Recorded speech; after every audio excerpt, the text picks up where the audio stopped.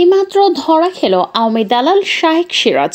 কৃষকদের সাথে প্রতারণা করে কৃষিভিত্তিক অনুষ্ঠানের মাধ্যমে হাতিয়ে নিয়েছেন কয়েকশো কোটি টাকা।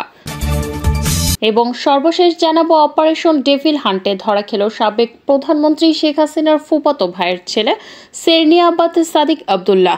এতক্ষণ শুনছিলেন সংবাদ শিরোনাম, এখন থাকছে বিস্তারিত। আওয়ামী দালাল শাহেক সিরাজের মুখ্য উন্মোচন। শুধু মাটি ও মানুষ অনুষ্ঠানটি নিয়েই শাহেক সিরাজ মিথ্যাচার করেছেন এমনটি নয়, বরং তার পুরো ক্যারিয়ারটি মিথ্যা, ছলচাতুর, ধান্দাবাজি, প্রতারণা ও মানুষের হক নষ্ট করে গড়ে উঠেছে, এমনটি বললেও বেশি বলা হবে না। হাসিনার শাসনামলে আওয়ামী লীগের জন্য নিবেদিত প্রাণ একজন মানুষ হিসেবে প্রতিষ্ঠিত করতে পারলেও বর্ণচোরা এই শাহেক সিরাজ একসময় কট্টর বিএনপিপন্থী একজন মানুষ হিসেবে পরিচিত ছিলেন।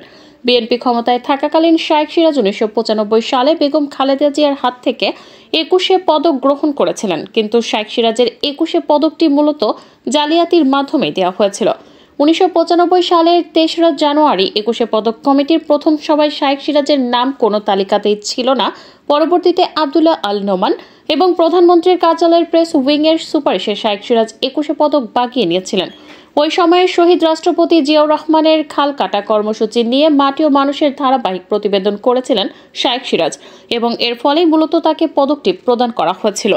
ওই সময়ে যেভাবে রাজনৈতিক বিবেচনায় শাহেক সিরাজ 21 পদক বিএনপির থেকে বাগিয়ে নিয়েছিল, ঠিক একই পন্থায় আওয়ামী লীগ সরকার ক্ষমতায় আসার পর তোষামোদি করে শেখ হাসিনার হাত থেকে 2018 সালের স্বাধীনতা পদক গ্রহণ করেন শাহেক সিরাজ। সংবাদের শিরোনাম হয়েছিল, শাহেক সিরাজ দিনে আওয়ামী লীগের, রাতে বিএনপির। 2018 সালের 12 জুলাই গুলশানের লেকশোর হোটেলে বিএনপি এক গোল টেবিল বৈঠক আয়োজন করে। বৈঠকের শুরুতেই দেশের পরিস্থিতি নিয়ে 7 মিনিটের একটি প্রামাণ্য চিত্র দেখানো হয়। কূটনীতিকদের উদ্দেশ্যে সেই প্রামাণ্য চিত্রের নির্মাতা ছিলেন শাহেক সিরাজ। একসময় বিএনপির জন্য প্রামাণ্য চিত্র বানানো শাহেক সিরাজ নিজেকে শেখ হাসিনা ও আওয়ামী লীগ প্রেমিক হিসেবে জাহির করতে পুরোপুরি নিয়োজিত হয়েছিলেন। তবে 2007 সালে ফখরুদ্দিন মঈনুদ্দিনের 111-এর বিতর্কিত শাসনামলের সময় এই শাহেক সিরাজ মইনু আহমেদের সাথে নিজের সম্পর্ককে কাজে লাগিয়ে বিটিভিতে কৃষি দিবানিশি নামের একটি অনুষ্ঠান করার অনুমতি পেয়ে যান। মইনু আহমেদের অপকর্মের সাক্ষী শাহেক সিরাজ ওই সময় এই অনুষ্ঠানের মাধ্যমে মোটা অঙ্কের টাকা লুট করার সুযোগ পেয়ে যান।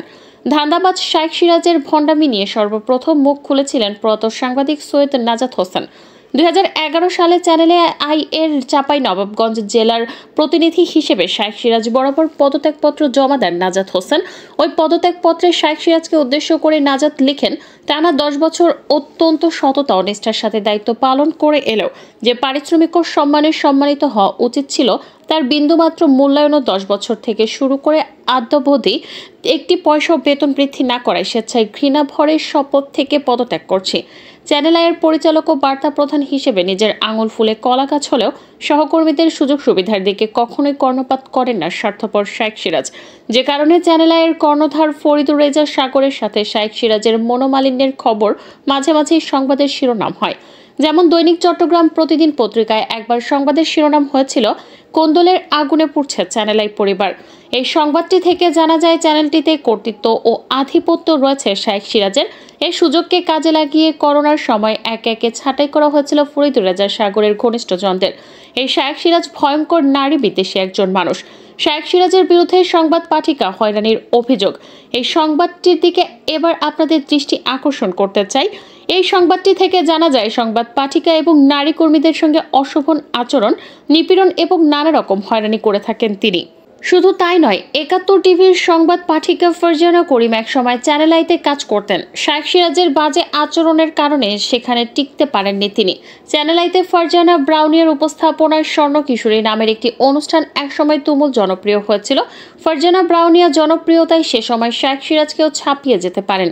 এই আশঙ্কায় হিংসুক শাহেক সিরাজ ফারজানা ব্রাউনিয়ার সেই অনুষ্ঠানটি বন্ধ করে দেন। পরবর্তীতে ফরিদুর রেজা সাগর দৈনিক সমকাল পত্রিকায় স্বর্ণ কিশোরীর প্রচার বন্ধ হলো যেভাবে নামের একটি কলাম লিখেন এবং সেখানে শাহেক সিরাজের যাবতীয় ষড়যন্ত্রমূলক আচরণকে ফাঁস করে দেন। ওই লেখায় শাহেক সিরাজকে উদ্দেশ্য করে ফরিদুর রেজা সাগর লিখেন, চ্যানেল আইয়ের পর্দায় নিয়মিতভাবে প্রতি শনিবার স্বর্ণ কিশোরী অনুষ্ঠানটি প্রচার হতো। ওদের কার্যক্রম কিশোরীর স্বাস্থ্য, সুস্থ জীবন, ন্যায় ও আদর্শ, এসব নিয়েই দর্শক প্রিয় হয়েছিল অনুষ্ঠানটি। আমার অবর্তমানে শাইখ সিরাজ হয়তো তার কোনো ব্যক্তিগত ক্ষোভ থেকে অনুষ্ঠান প্রচার স্থগিত করলেন। ওই লেখায় ফরিদুর রেজা সাগর প্রশ্ন তোলেন, আমি আজও বুঝি না কাউকে কিছু না জানিয়ে কোনো দর্শকপ্রিয় অনুষ্ঠানকে বন্ধ করা কি যৌক্তিক? ফরিদুর রেজা সাগরের এই প্রশ্নের উত্তর আজও দিতে পারেনি শাইখ সিরাজ। নারী বিদেশী শাইখ সিরাজ মুনিয়া হত্যার পর মুনিয়ার ছবি ঠেকে না দিলেও বসুন্ধরার এমডিও মুনিয়া হত্যা ও ধর্ষণ মামলার আসামি সায়েম সোমান তানভীরের ছবি ঢেকে দিয়েছিলেন, যা দেশব্যাপী তীব্র প্রতিবাদ সৃষ্টি করেছিল। চ্যানেল আই পরবর্তীতে ওই কাজের জন্য ক্ষমাও চেয়েছিল, যদিও মাফিয়া বসুন্ধরা গ্রুপের সাথে শাইখ সিরাজ ও ফরিদুর রেজা সাগরের ব্যবসায়িক স্বার্থের কথা সকলেই জানে। সাম্প্রতিক সময়ে বসুন্ধরা গ্রুপের চেয়ারম্যান রুমি আহমেদ আকবর সোহান ওরফে শাহ আলমের সাথে সৌজন্য সাক্ষাতে মিলিত হয়েছিলেন সাগর ও শাইখ সিরাজ।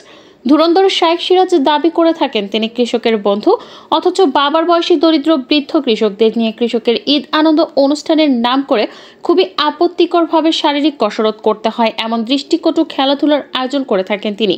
সমাজে ভদ্র মানুষের মুখোশ ধারণ করে থাকা আওয়ামী দুর্বৃত্ত শাইখ সিরাজের আইনের আওতায় আনা উচিত। সাবেক প্রধানমন্ত্রী শেখ হাসিনার ফুফাতো ভাইয়ের ছেলে হওয়ার সুবাদে অনিয়ম দুর্নীতির বড় পুত্র ছিলেন বরিশাল সিটি কর্পোরেশনের সাবেক মেয়র শেরনিয়াবাদ সাদিক আব্দুল্লাহ। আওয়ামী লীগের মেয়র প্রার্থী হিসেবে 2018 সালের সিটি নির্বাচনে একতরফা জয় পান সাদিক। পরের বছর মহানগর আওয়ামী লীগের ত্যাগী ও সিনিয়র নেতাদের বাদ দিয়ে সাধারণ সম্পাদকের পদ বাগিয়ে নেন তিনি। এ সময় নগরীর 30টি ওয়ার্ডে নিজের পছন্দের ব্যক্তিদের দিয়ে আওয়ামী লীগের কমিটিও দেন। নির্বাচনের পর সাদিক আব্দুল্লাহ নিজের দলের 5 শতাধিক ব্যক্তিকে নিয়োগ ছাড়াই বেতন দিতেন। এছাড়া নিজের পছন্দ মতো 139 জনকে সিটি কর্পোরেশন থেকে বরখাস্ত করেন। সাদিকের বাবা আবুল হাসনাত আব্দুল্লাহ বঙ্গবন্ধু শেখ মুজিবুর রহমানের ভাগ্নে এবং 75-এর 15ই আগস্ট শহীদ আব্দুর রব শেরনিয়াবাদ তার ছেলে। আবুল হাসনাত আব্দুল্লাহ বরিশাল 1 আসনের সাবেক এমপি এবং জেলা আওয়ামী লীগের সভাপতি। মেয়র নির্বাচিত হওয়ার পর নকশা বহির্ভূত নির্মাণের কারণ দেখিয়ে বাড়ি ভেঙে দেয়া, জরিমানার নামে টাকা আদায়, ব্যবসায়ীদের কাছে কমিশন দাবি, ভবন নির্মাতাদের কাছে ফ্ল্যাট দাবি, রাজনৈতিক বিরোধীদের মারধর, কথায় কথায় সিটি কর্পোরেশনের কর্মচারীদের চাকরিচ্যুত করা সহ বহু অনিয়ম দুর্নীতির অভিযোগ ওঠে সাদিকের বিরুদ্ধে। তার নির্দেশে না চললে হয়রানি ও মিথ্যা মামলায় জেল পর্যন্ত খাটতে হয়েছে অনেককে। পূজা উদযাপন পরিষদের কমিটি, শিক্ষা প্রতিষ্ঠানের কমিটি, বরিশাল ক্লাব ও দখল করেছেন তিনি।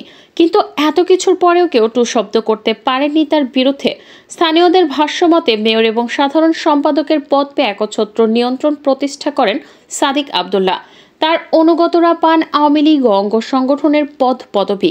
তার বিরোধিতা করলে শুধু অপমান, হয়রানি মামলা নয়, নকশা বহির্ভূত নির্মাণের অভিযোগ তুলে বাড়িতে সিটি কর্পোরেশনের বুলডোজার চালানোর ভয়ে সবাই চুপ থাকতেন।